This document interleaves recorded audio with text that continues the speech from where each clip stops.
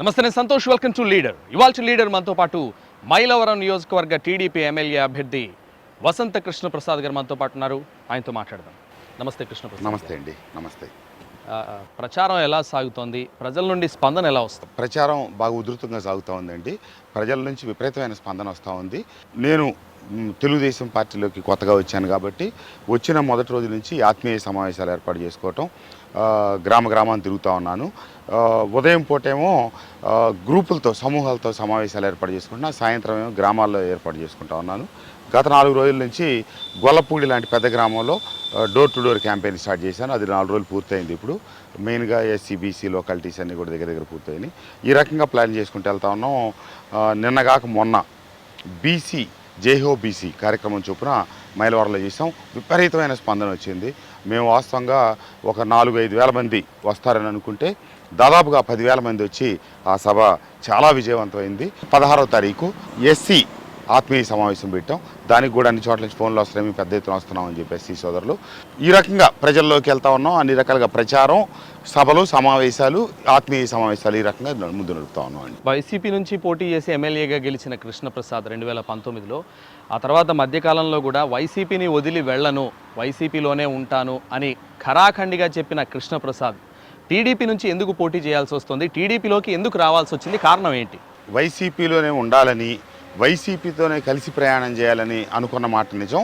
కానీ వైసీపీలో కొనసాగలేని పరిస్థితులు ఆ పార్టీ కల్పించింది. ముఖ్యమంత్రి గారు నాకు కల్పించారు. నాకు అర్థమైంది ఏంటంటే నాది వన్ సైడ్ లవ్ అని. నేను ఏకపక్షంగా ప్రకటించి నేను వైసీపీకే అంకితమై ఉంటానని చెప్పాను తప్పితే వాళ్ళు ఆ మేరకు నన్ను ఓన్ చేసుకోలేకపోయారు. ఆ కారణంతో నేను బయటికి రావాల్సి వచ్చింది.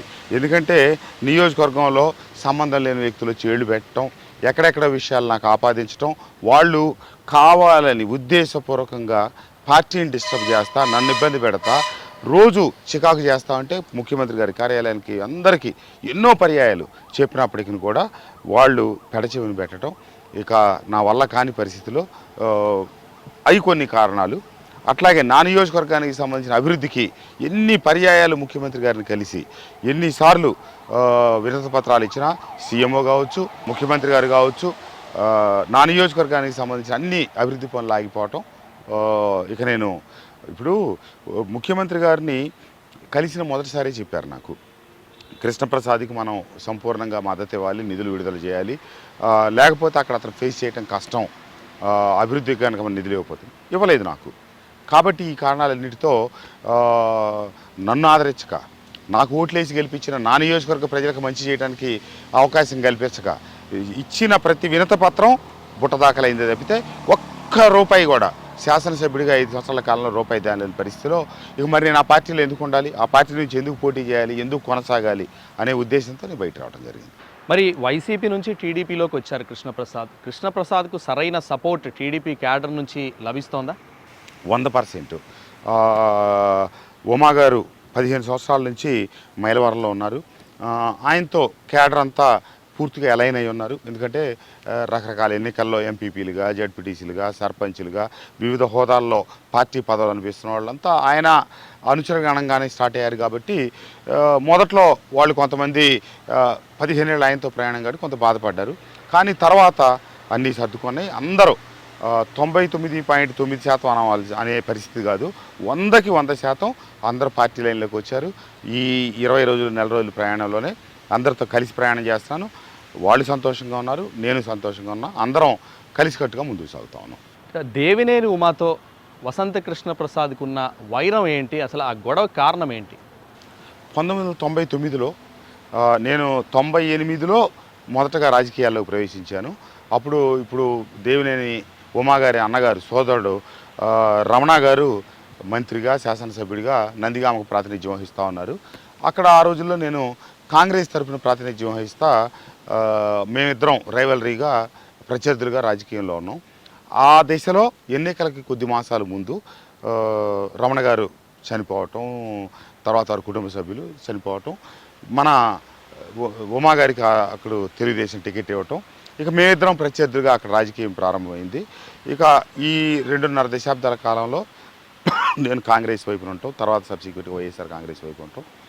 ఆ రకంగా మాకు రాజకీయ విభేదాలు నిరంతరం ప్రతి ఎన్నికల్లో పోటీ పడతా వస్తున్నాం కాబట్టి అవే చిలికి గాలివాన అవుతా అవే ఒకదాని మీద ఒకటి ఆయన ఒక మాట అంటే నేను ఒక మాట అంటాం ఈ రకమైనటువంటి వేరే చెప్తే మాకు వ్యక్తిగతమైనటువంటి విభేదాలు లేవు. కేవలం రాజకీయ పరంగా విభేదించుకొని చెరొక పార్టీకి ప్రాతినిధ్యం వహించే క్రమంలో జరిగే విభేదాలే ప్రధానం.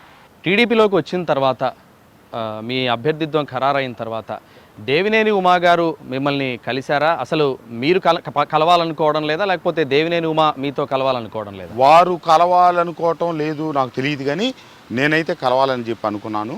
నేను జిల్లా పార్టీ అధ్యక్షులతో పార్టీ సీనియర్ నాయకులతో మాట్లాడాను. నాకు ఆ సమయంలో పెద్దలు చెప్పింది ఏంటంటే బాబు గారి దగ్గర పిలిచి మాట్లాడిస్తామన్నారు, ఇద్దరిని కూర్చోబెట్టి. అందుకోసం నేను వెయిట్ చేస్తూ ఉన్నాను. కానీ బాబు గారు చాలా బిజీగా ఉంటాం, వారి ఎన్నికల ప్రచారంలో ఇదిగా ఉన్నందువల్ల ఇప్పుడు దాకా అది కుదరలేదు.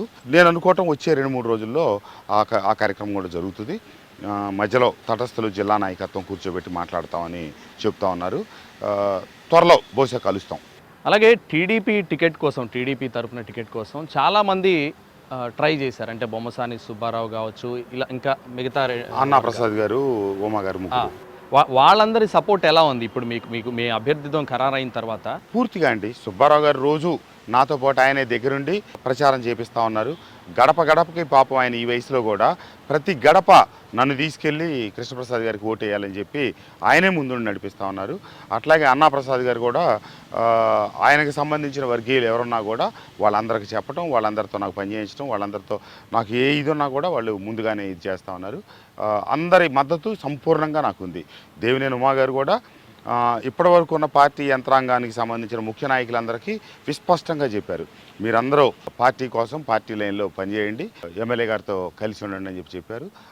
అప్పటి వరకు పార్టీ సీటు ప్రకటించినా ముందుకు రాకుండా ఉన్న కొంతమంది కూడా ఉమా గారు చెప్పిన మీదట వాళ్ళందరూ కూడా వచ్చి కలవటం, కలిసి పనిచేయటం, వాళ్ళ గ్రామాల్లో కార్యక్రమాలు నిర్వహించడం ఇవన్నీ జరుగుతూ ఉన్నాయి. టీడీపీ ఎంపీగా ఉన్న కేసినేని నాని ఇప్పుడు వైసీపీలోకి వచ్చారు.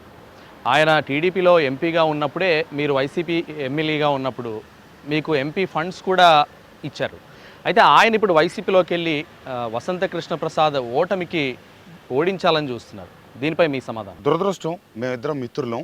కాకపోతే రాజకీయంగా వచ్చేటప్పటికి ఆయన ఒక పక్క, నేను ఒక పక్క అవుతా ఉన్నాం. నేను తెలుగుదేశంలోకి వచ్చేటప్పుడు ఇక రాజకీయం కూడా మేమిద్దరం కలిసి ఉంటామేమో అని నేను భావించాను. కానీ నేను ఇటు రాగానే ఆయన అటు, అంటే నా అడుగు కంటే ఆయన అడిగే ఒక అడుగు ముందు పడినట్టుంది.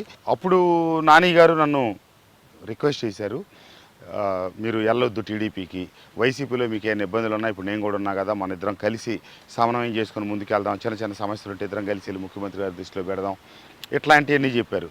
కానీ నేను అప్పటికే కొంత గత సంవత్సరాల కాలం బట్టే జరిగిన పరిణామాలతో విసిగి వేసారిపోయి ఉన్నాను. కాబట్టి నా నిర్ణయం మార్చుకోవాలా. అయితే మీకు వైసీపీలో ఎమ్మెల్యేగా ఉన్నప్పుడు మీకు జోగి రమేష్ కావచ్చు, మిగతా వైసీపీ నాయకులు పక్కలో బల్లెంలా వెండుపోటు పొడుస్తూ వచ్చారని మీరు చాలా సందర్భాల్లో చెప్పారు. ఇప్పుడు టీడీపీలో కూడా అదే పరిస్థితి ఉండదనుకుంటున్నారా భవిష్యత్తులో? టీడీపీ అనేది క్రమశిక్షణ కలిగిన పార్టీ అండి. ఎక్కడ రాష్ట్రంలో వెన్నుపోట్లు జరగలేదా, వాళ్ళు ఇది చేసుకోలేదంటే చేసుకొని ఉండొచ్చు. కానీ మా మైలవరం నియోజకవర్గంలో అయితే ఆ పరిస్థితి లేదు. జోగి రమేష్ అనే వ్యక్తి మధ్యలో జరిగిన స్థానిక సంస్థల ఎన్నికల్లో అన్ని గ్రామాల్లో ఎంపీపీలు, జడ్పీటీసీలు అన్నీ నేను అప్రహితంగా గెలిపించుకొస్తే కొండపల్లి మున్సిపాలిటీ కూడా ఖచ్చితంగా గెలవాలి.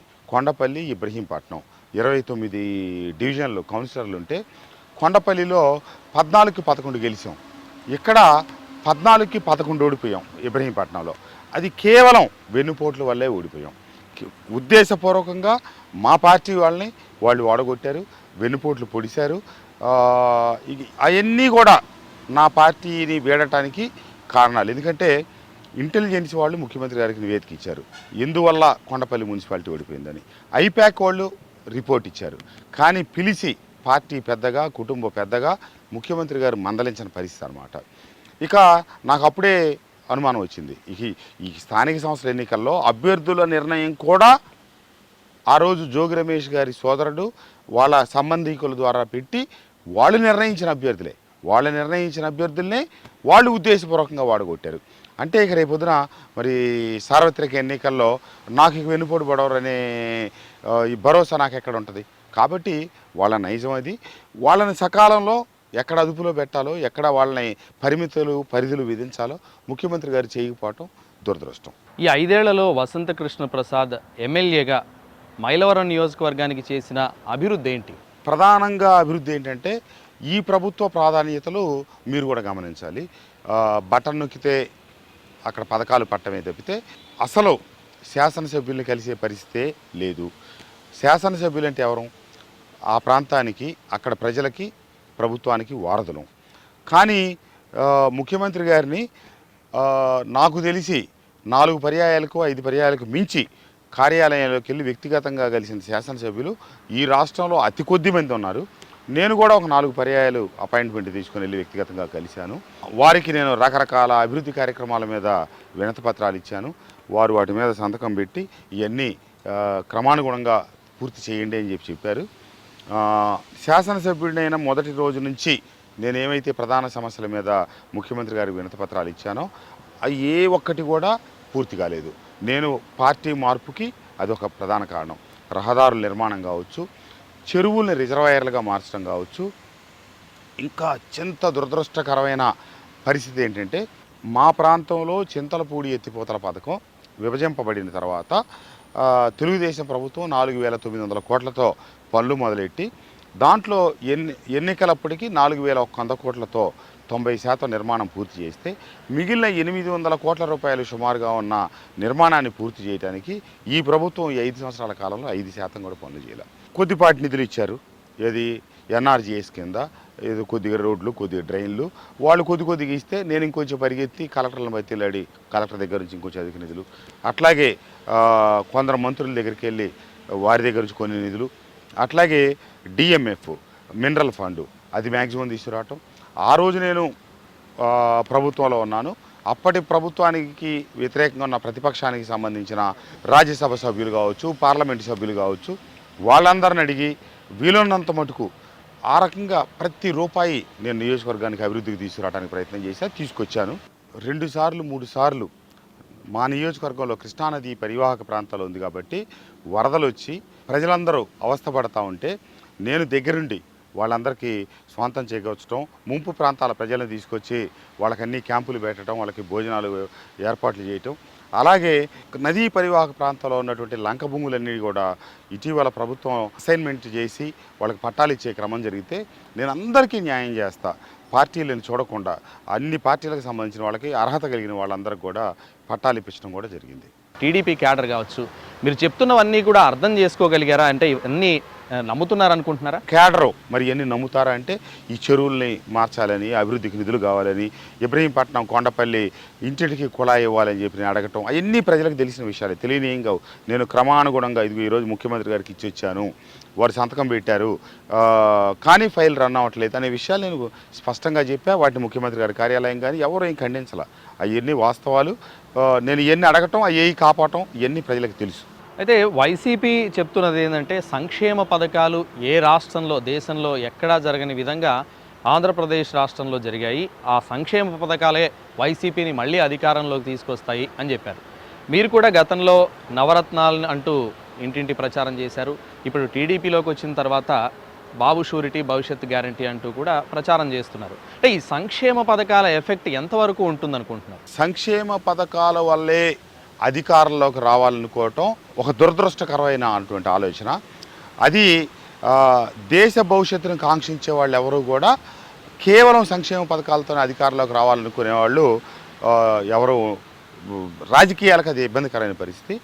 సంక్షేమ పథకాలతోనే అధికారంలోకి రారు అని చెప్పడానికి మన పక్కనే మొన్న ఎన్నికలు జరిగిన తెలంగాణ కూడా ఉదాహరణ. అక్కడ వాళ్ళు చాలా సంక్షేమ పథకాలు అమలు చేశారు. సంక్షేమం, అభివృద్ధి అన్ని ప్రభుత్వాలు కలిపి చేయాలి. ఒట్టి సంక్షేమమే చేసుకుంటూ పోతే, అభివృద్ధి చేయకపోతే, మౌలిక వసతులు కల్పించకపోతే మన రాష్ట్రానికి పరిశ్రమలు ఎక్కడ వస్తాయి? పరిశ్రమకు ప్రోత్సాహకాలు ఇవ్వకపోతే రాష్ట్రానికి ఆదాయం ఎక్కడ వస్తుంది? మరి ఒక్క సంక్షేమమే చేసుకుంటూ అప్పులు చేసుకుంటూ పోతే ఎంతకాలం అప్పులతో రాష్ట్రాన్ని నడుపుతారు? బ్రోవరీస్ కార్పొరేషన్ వచ్చే 15 ఏళ్ళకి వాళ్ళ ఆదాయాన్ని డిపార్ట్మెంట్ని తాకట్టు పెట్టి అప్పు తీసుకొచ్చి నడిపాము. ఇక ఆ 15 ఏళ్ళు పైన మరి ఇంక అప్పు ఎవరుగా?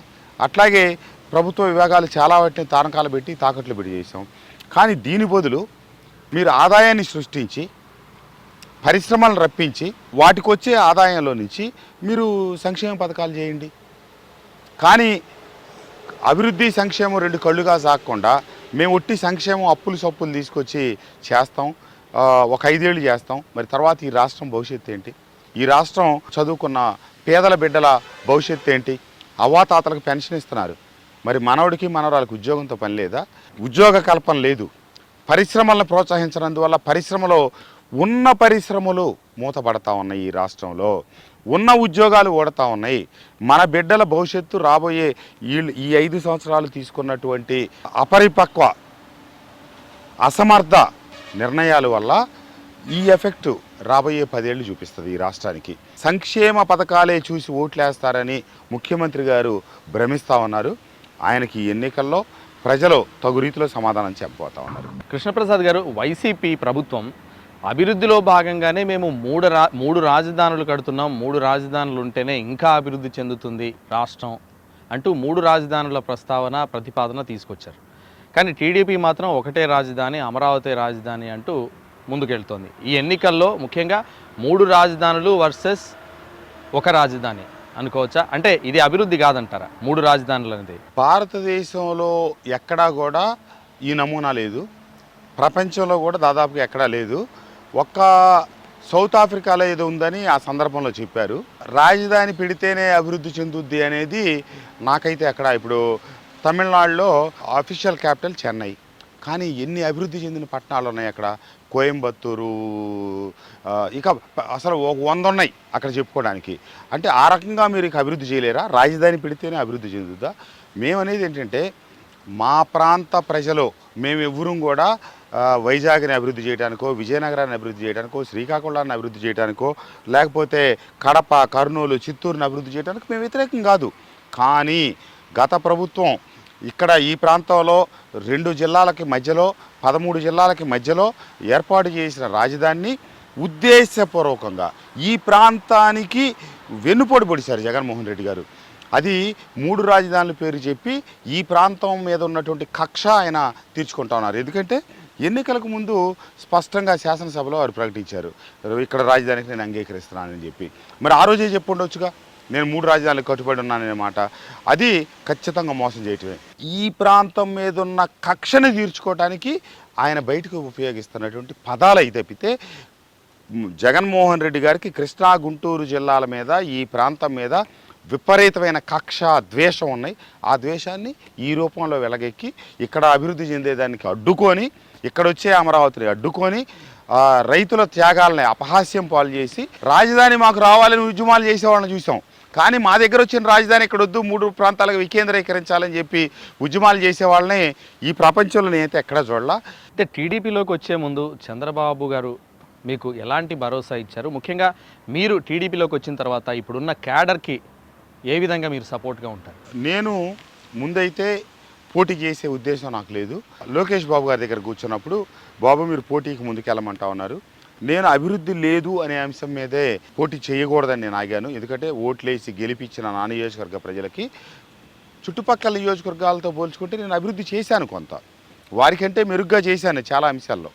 కానీ నేను అనుకున్న స్థాయిలో నేను అభివృద్ధి చేయలేకపోయాను. కాబట్టి మళ్ళీ మీరు పోటీకి వెళ్ళమంటే నాకు మీరు దానికి తగ్గట్టుగా సపోర్ట్ చేసి నిధులు ఇచ్చేటట్టయితే నేను పోటీ చేస్తానని చెప్పి లోకేష్ బాబు గారికి చెప్తే ఆయన ఒకటే చెప్పారు, అన్న మనం అభివృద్ధికే ఇప్పుడు కట్టుబడి ఉంటాం, అభివృద్ధికే ఇది చేస్తాం, మీరు అడుగుతున్న అభివృద్ధికి పూర్తిగా నా మద్దతు ఉంటుంది, నేను మీకు అన్ని రకాలుగా సహకరించి ప్రభుత్వం నుంచి మన ప్రభుత్వం ఏర్పడబోతా ఉంది, మద్దతు ఇచ్చి మీ నియోజకవర్గాన్ని సమగ్రంగా అభివృద్ధి చేస్తామని వారు మాట ఇచ్చాకే నేను పోటీకి ముందుకు రావడం జరిగింది. క్యాడరు ఇక మీరు ఎట్లా వారికి ఏం భరోసా ఇస్తున్నారు? నేను ఆ పార్టీలో ఉన్నప్పుడు 95% ఆ పార్టీకి సంబంధించిన వ్యక్తులందరినీ అన్ని వివిధ ఎన్నికల్లో పోటీలకు నిలపడం, వాళ్ళందరినీ మెజార్టీ గెలిపించుకోవడం జరిగింది. రేపు అదే రకంగా తెలుగుదేశం పార్టీని గడిచిన 4 దశాబ్దాలు బట్టి వివిధ దిశల్లో పార్టీని ఆదుకుంటా, ఇటు కొత్త నాయకత్వాలు, అటు పాత నాయకత్వాలు అన్నీ ఉన్నాయి. వాళ్ళందరితో సమన్వయపరుచుకొని రేపు రాబోయే రోజుల్లో వాళ్ళందరికీ తప్పకుండా పార్టీ పదవుల్లో కావచ్చు, ప్రజా ఎన్నికల్లో కావచ్చు అందరికీ నేను మద్దతుగా అండగా నిలబడతాను. వాళ్ళందరం కలుపుకొని ప్రయాణం చేస్తాను. ఆ మేరకు వారికి నా మీద నమ్మకం కుదిరింది. నేను పార్టీ ముఖ్య నాయకుల సమావేశంలో ఇదే చెప్పాను.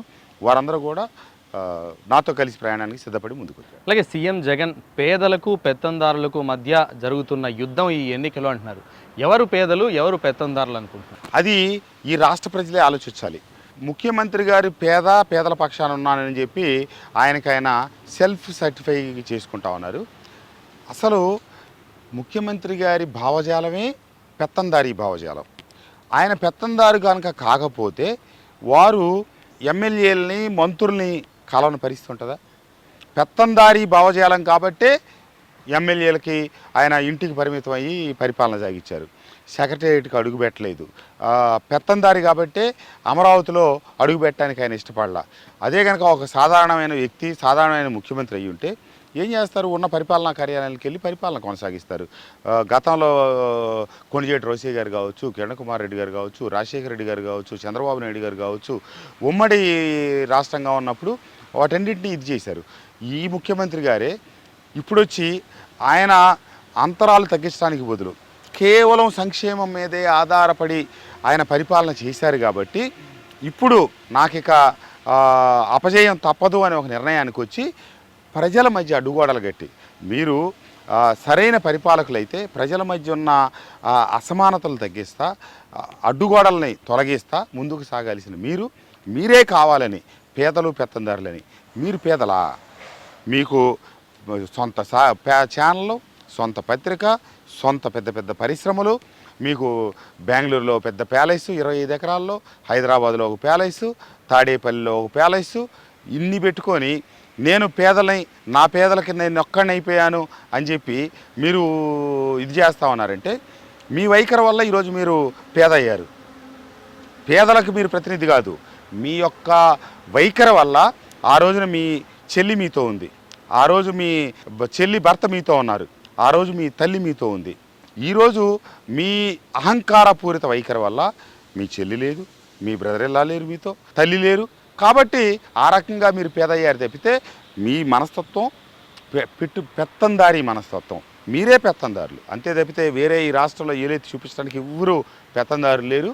ఫైనల్గా మైలవరం నియోజకవర్గ ప్రజలు వసంత కృష్ణ ప్రసాద్కు ఎందుకు ఓటేయాలి ఎన్నికల్లో? 5 సంవత్సరాల పాటు శాసనసభ్యుడిగా అన్ని దేశాల్లో కరోనా వచ్చినా, కష్టం వచ్చినా, మంచి వచ్చినా అండగా నిలబడ్డాను. ఈ ప్రభుత్వంలో బటన్ నొక్కితే ఒక్క మైలవరం కాదు 175 నియోజకవర్గాల్లో అందరికీ వెళ్ళి. కానీ నేను నా నియోజకవర్గానికి అభివృద్ధికి ఎంతో కష్టపడ్డాను. పక్క పార్టీ వాళ్ళని కూడా చూడకుండా వాళ్ళందరినీ రిక్వెస్ట్ చేసి మా సొంత పార్టీ రాజ్యసభ సభ్యులు విజయసాయిరెడ్డి గారి దగ్గరికి వెళ్ళి 50 లక్షలు నాకు రాజ్యసభ నిధులు ఇవ్వమంటే వెళ్ళి అదే వినతపత్రం మీద ముఖ్యమంత్రి గారితో ఎండార్స్ చేయించుకొని రమ్మని చెప్పిన పరిస్థితి. అదే నేను రాజ్యసభ సభ్యులు సుజనా చౌదరి గారి దగ్గరికి వెళ్ళి అడగగానే 2.5 కోట్లు ఇచ్చారు. కనకమేడల రవీంద్ర కుమార్ గారి దగ్గరికి వెళ్ళి అడగగానే ఏదో ఆ రోజు నేను అధికార పార్టీలో వాళ్ళన్ని ప్రతిపక్ష పార్టీలు 50 లక్షల రూపాయలు ఇచ్చారు. అదే రోజున నేను నాకు సంబంధించిన పార్టీ అని కూడా చూడకుండా వెళ్ళి కేసీఆర్ నాని గారిని అడిగితే దాదాపుగా 1,50,00,000 పైన నిధులు ఆయన ఇచ్చారు. ఈ రకంగా నా నియోజకవర్గాన్ని అభివృద్ధి చేసుకోవడానికి నా అహాన్ని నా అన్నింటినీ పక్కన పెట్టి ఎవరినైనా వెళ్ళి నిధులు అడిగాను. ఎక్కడ కలెక్టర్ల దగ్గర, మంత్రుల దగ్గర తిరిగి అయినా నిధులు తీసుకొచ్చాను. అలాగే మా ప్రాంతానికి సంబంధించిన చింతలపూడి ఎత్తిపోతల పథకం ఇత్యాది పథకాలన్నీ 90% పూర్తయి ఈ ప్రభుత్వం 5 సంవత్సరాల కాలంలో 5% కూడా వాటికి నిధులు వెచ్చించక ఆగిపోయింది. చింతలపూడి ఎత్తిపోతల పథకం అనేది వస్తే మా నియోజకవర్గం సస్యశ్యామలం అవుతుంది. ప్రాజెక్టులన్నీ నాకున్న ఈ అనుభవంతో 5 సంవత్సరాల కాలంలో ప్రజలతో మమేకం అయి ఉన్నాను కాబట్టి చేపిస్తాను, నేను చేపించగలను అని కూడా మా ప్రజలందరూ విశ్వసించారు. తప్పకుండా నన్ను గెలిపిస్తారు. అవన్నీ పూర్తి చేయడం కోసమే నాకు ఓటేస్తారని నేను. థ్యాంక్ యూ వెరీ మచ్ అండి. Thank you. ఇది మైలవరం నియోజకవర్గ టీడీపీ ఎమ్మెల్యే అభ్యర్థి వసంత కృష్ణ ప్రసాద్తో స్పెషల్ లీడర్. నమస్తే.